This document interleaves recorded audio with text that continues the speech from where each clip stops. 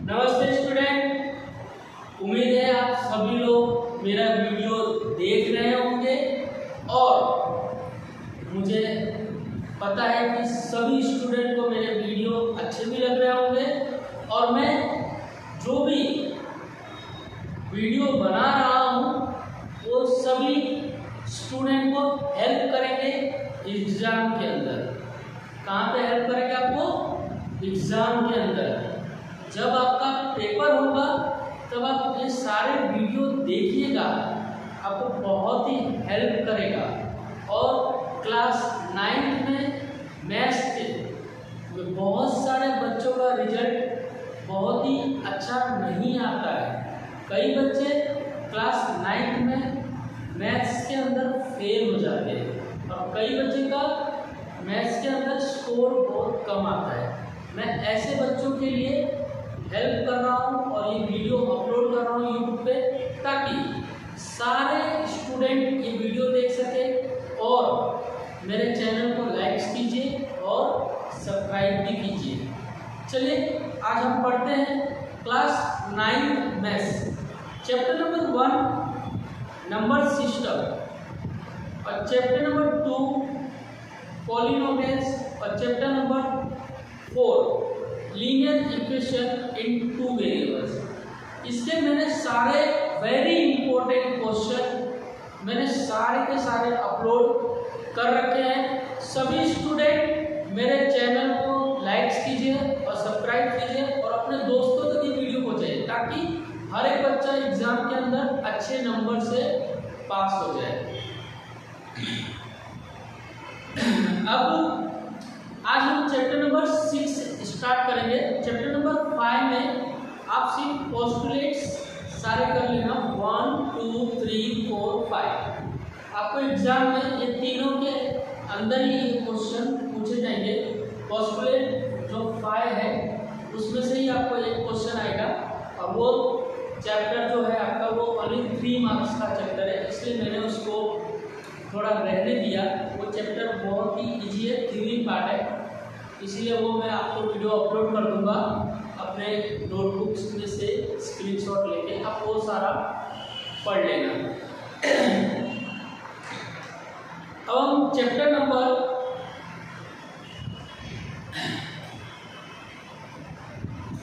थोड़ा पानी पी लेता हूँ।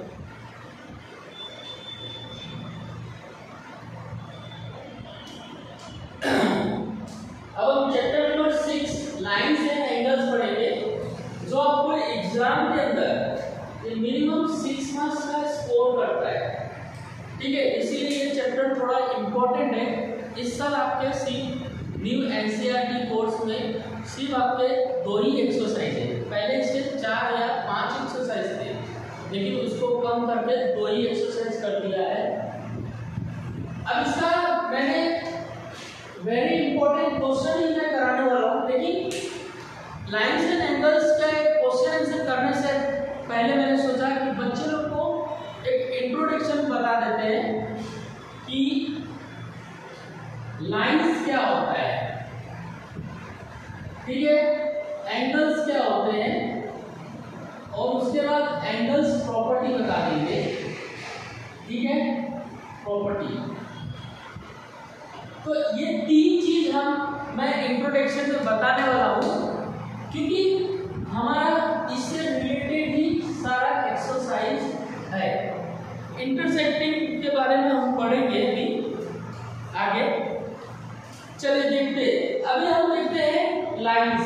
लाइंस क्या होते हैं? लाइन तो यही होता है, ठीक है, लाइन तो यही होता है।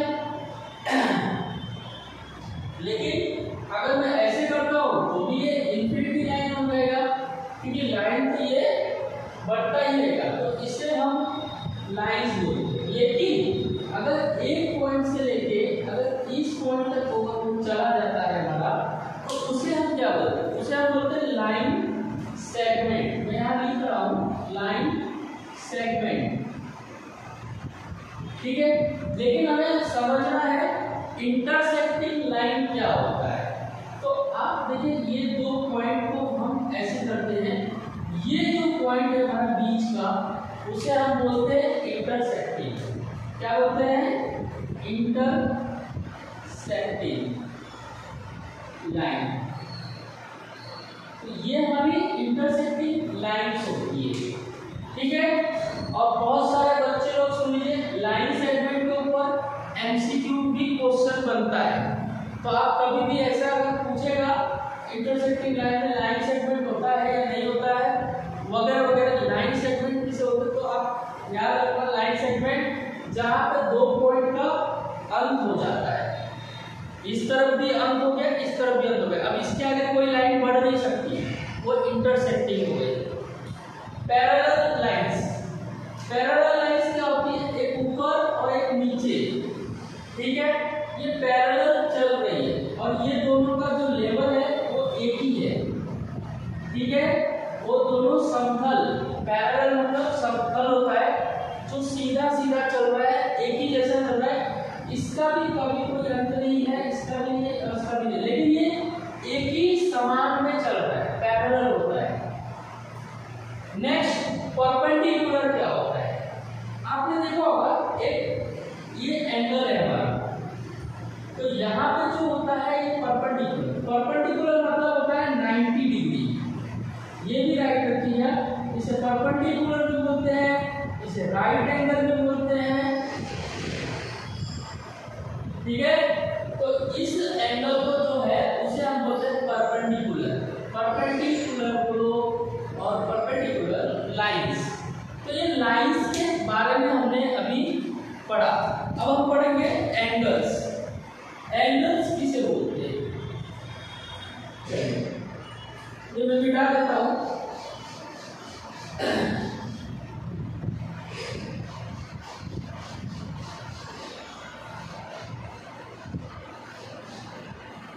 अब एंगल्स के अंदर बहुत सारे प्रॉपर्टीज आते हैं और एंगल्स भी बहुत तरीके के नाम होते हैं।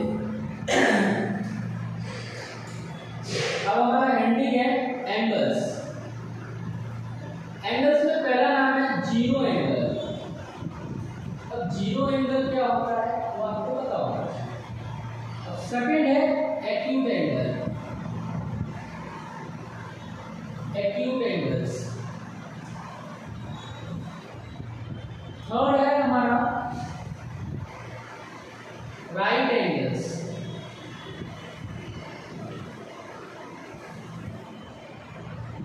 फोर्थ है हमारा ऑब्ट्यूज एंगल्स। अभी 4 नाम लिए हैं और 2-3 नाम है अभी। पहले हम इसको समझ लेते हैं कि ये हमारा क्या क्या एंगल है। अब जीरो एंगल मतलब एक ही हमारा एंगल यहाँ से स्टार्ट होता है। अगर ये इसी लाइन में हमारा कोई एंगल है तो इसे हम बोलते हैं जीरो एंगल। क्या बोलते हैं? Zero angles. अब एक्यूट एंगल क्या होता है? ये हमारा एक लाइन है, ये हमारी एक 90 डिग्री है, लेकिन 90 डिग्री से जो कम है उसे हम क्या बोलते हैं? 90 डिग्री से कम हो, कम डिग्री हो, 90 डिग्री से कम जो एंगल होते हैं वो हमारे एक्यूट एंगल होते हैं।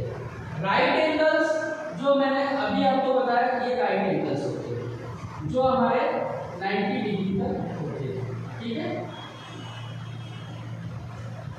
अब ऑब्ट्यूज एंगल क्या होता है? ऑब्ट्यूज एंगल में देख लीजिए, चलिए एक ये खींचा लाइन मैंने, तो ये तो हमारा 90 हो गया, लेकिन ऑब्ट्यूज एंगल हमारा जाता है यहाँ पे। ये जो एंगल है इसे हम बोलते हैं ऑब्ट्यूज, जो 90 से ज्यादा हो। इसमें 2 तरह का होता है, जो 90 से ज्यादा हो, बट यानी लेकिन वो 180 डिग्री से कम हो।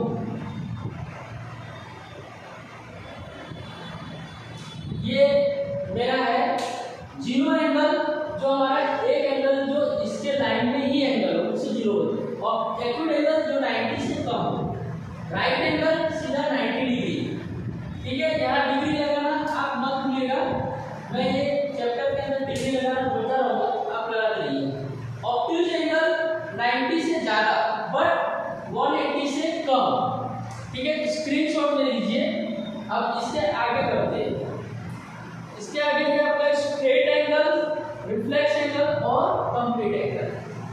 अब आपको पढ़ना है रिफ्लेक्स एंगल क्या होता है। Reflex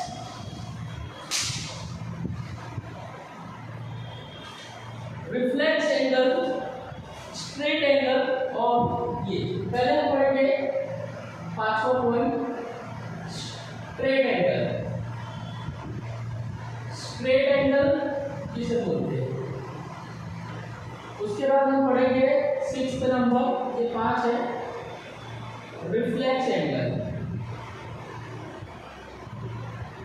reflex angles 7th and last complete angles. Complete angles किसे बोलते हैं। ठीक है, देखो स्ट्रेट एंगल को हम दूसरा नाम भी बोलते हैं, क्या बोलते हैं, लीनियर। जब आपका एग्जाम स्टार्ट होगा तब हम इसे लीनियर बोलेंगे। ठीक है, अब स्ट्रेट एंगल क्या होता है कि जब आपका ये एंगल 90 डिग्री का है तो ये और भी सीधा चला जाएगा, ये 90 डिग्री, मतलब आपका स्ट्रेट एंगल जो है वो 180 डिग्री का ही होगा। ठीक है, 180 डिग्री का ही होगा। रिफ्लेक्स एंगल क्या होता है, देखिए एक ये एंगल है, अब ये हमारा स्ट्रेट एंगल है। अब देखिए ये हमारा 90 डिग्री एंगल है। अब यहाँ से जो एंगल ऐसे घूमता है ये स्ट्रेट हो गया। अब यहाँ तक जो जाता है उसे हम क्या बोलते हैं, रिफ्लेक्स एंगल। मींस ये एंगल जो होते हैं रिफ्लेक्स एंगल वो 180 से तो ज्यादा होते हैं। इसके लिए हिंट लिख लो, वो 180 से ज्यादा होते हैं। क्या होते हैं, 180 से ज्यादा होते हैं, बट वो 360 से कम होते हैं। 360 से कम होगा। ठीक है, इसे बोलते हैं रिफ्लेक्स एंगल। अब कंप्लीट एंगल हमारा 360 डिग्री बोला जाता है। कंप्लीट एंगल को हमारा क्या बोलते हैं, 360। जैसे यहाँ पे एक लाइन खींचा और यहाँ पे एक लाइन खींचा। ठीक है, अब ये यहाँ से जो स्टार्ट होगा हमारा एंगल, ये पूरा इसे बोलेंगे कंप्लीट एंगल। ये आपका 360 डिग्री का होगा। ठीक है, स्क्रीनशॉट ले लीजिए पूरा। ठीक है, आज इतना ही रहने देते हैं। अब इसके आगे अगला इंट्रोडक्शन में हम देखेंगे पार्ट्स ऑफ एंगल्स, कि पार्ट्स ऑफ एंगल्स कितने प्रकार के होते हैं। चलिए, धन्यवाद।